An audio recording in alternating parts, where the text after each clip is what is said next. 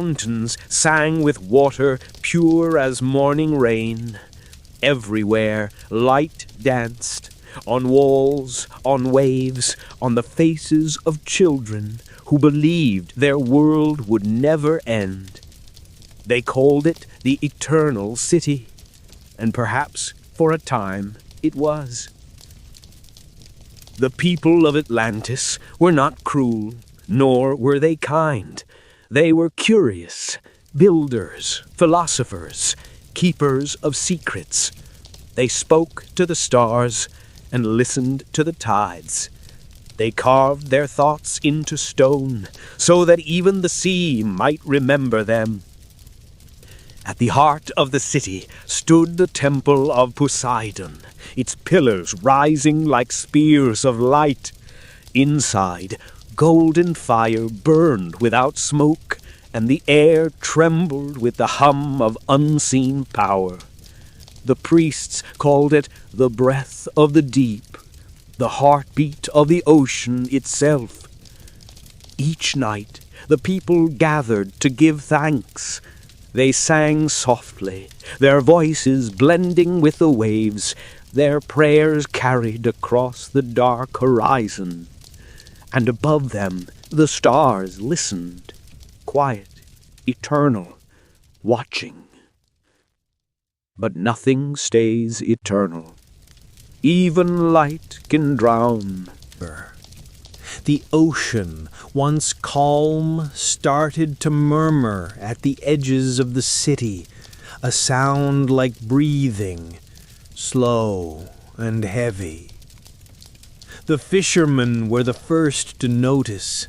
They spoke of strange colors beneath the water and shapes that moved too deep to be shadows.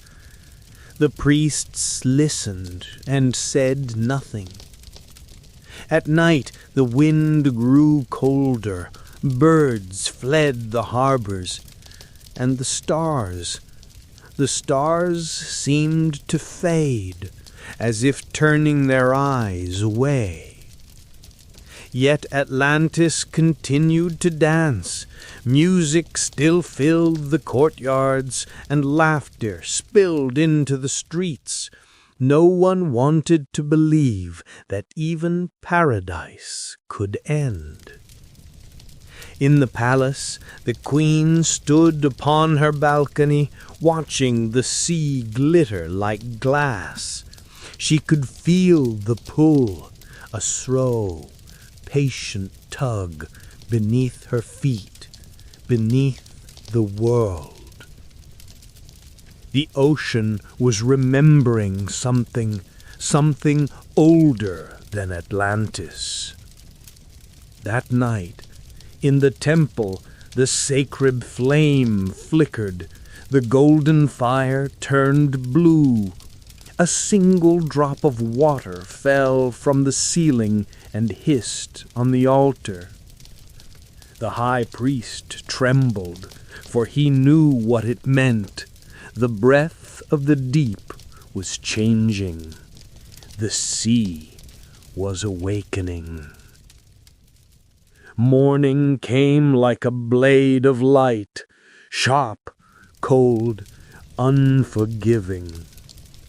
The city stirred to a sound that was not the song of birds, but the roar of waves crashing against marble walls. The sea had risen. Boats tore from their moorings. The air smelled of iron and salt. Children cried, and bells rang across the towers, 1,000 chimes calling out to gods who no longer listened. The queen descended to the temple of Poseidon. The floor trembled beneath her. The priests knelt in fear, their chants swallowed by the rumble of the earth. The sacred flame had gone out. Only smoke remained. A voice filled the chamber, not human, not divine, but something vast and sorrowful. You took too much, you reached too high. The walls cracked like dry shells, columns fell, and the sea rushed inward like a living thing. Through the windows, the queen saw the horizon disappear. Only water, endless, dark, and rising. She closed her eyes. There was no time for fear now, only acceptance and the sound of waves and the soft heartbeat of the world ending. Silence. Only the deep remained. Where streets once shimmered with gold, now shadows drifted like forgotten dreams. The towers of Atlantis stood broken, their tops swaying gently in the current. Fish swam through windows once filled with light. But death did not come in anger. It came in peace, slow, calm, inevitable.